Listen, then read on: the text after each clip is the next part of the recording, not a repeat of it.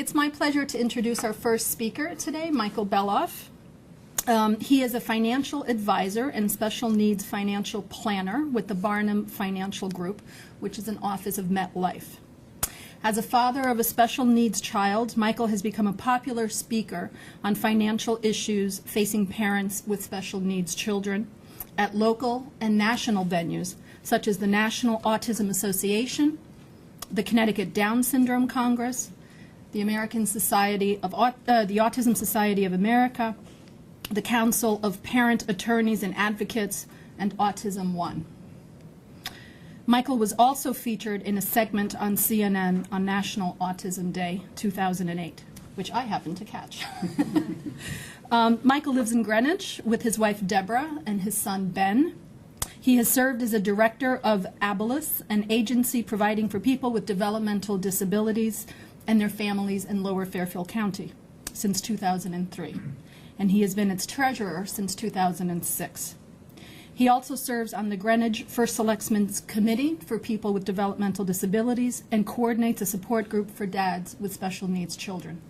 And he's going to speak to us today about something that's very important as our children grow older, and that's how to plan financially for their care and well-being.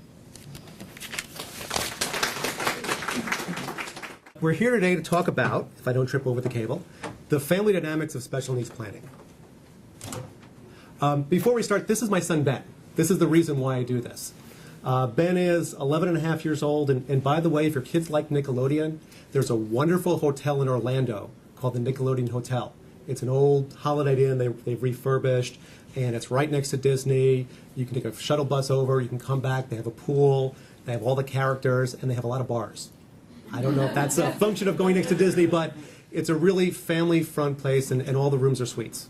So it's all 2 and 3. It's all 1, 2, and 3 bedroom suites, and so it's really good if if your child is tired, wants to go into a separate room, and that way you can stay up, and it works out a lot better. But Ben is 11 and a half years old.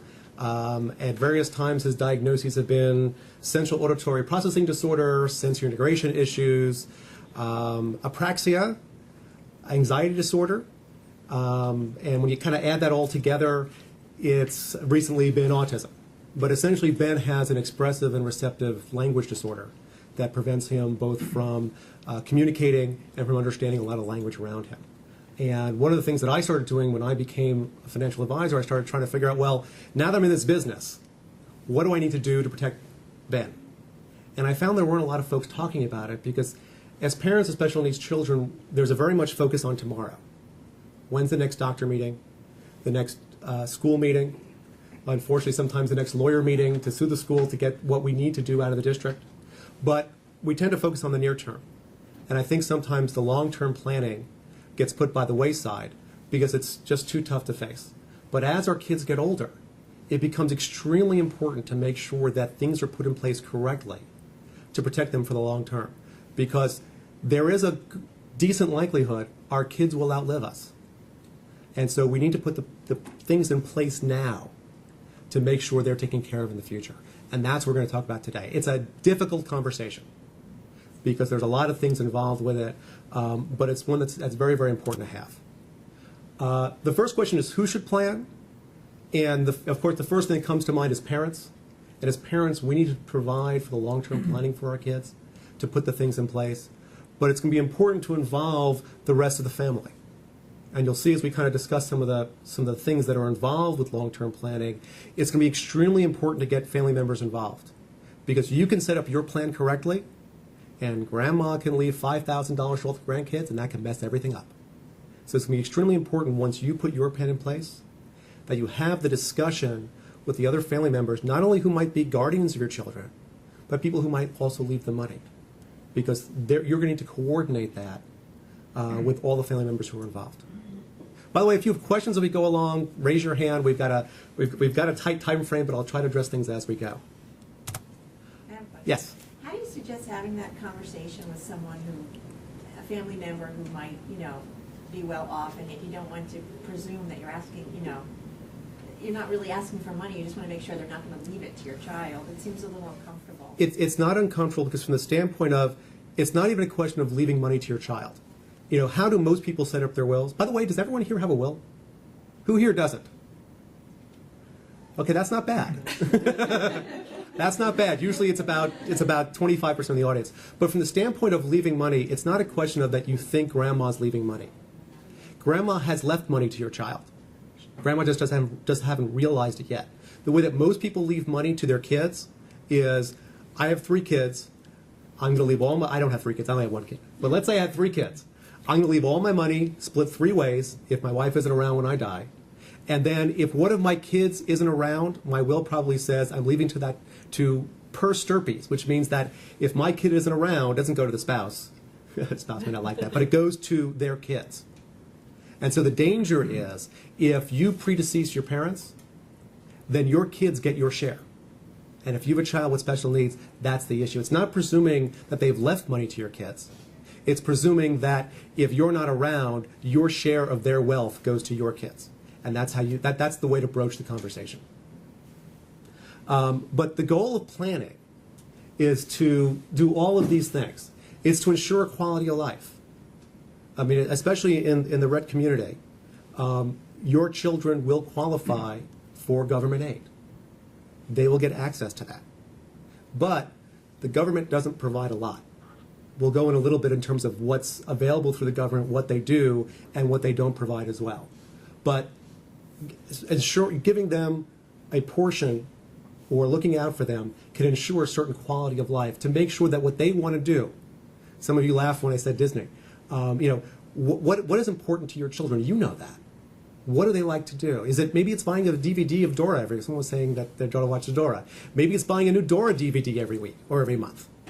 It's certain things that the government may not provide that you want to provide for them. Probably the most important thing, securing and maintaining needs-based benefits. In order to qualify for benefits as an adult, a child has to live, in most states, have less than $2,000 in their name. Connecticut feels that's too much, by the way. In Connecticut, it's $1,600. But in New York, and in most states, a child has to have less than $2,000 in their name at the age of 18 in order to qualify for benefits. You have to make sure they don't have any money. We'll talk a little bit about that as well.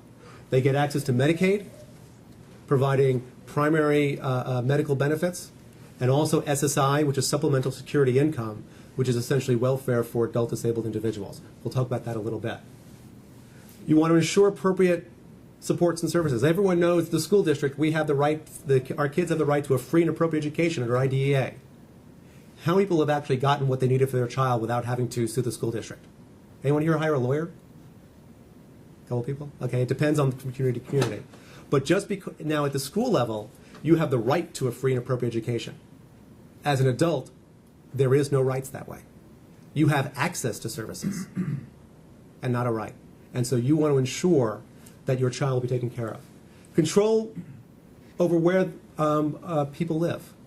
Right now, I think all of us feel as long as I have a home, my child will be there. But like I said, if your child will outlive you, you have to find a place for them.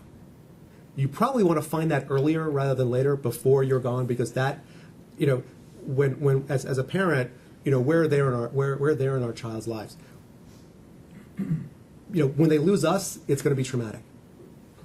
I personally believe we want to place our children where they're going to be prior to us being gone, so they're in place there.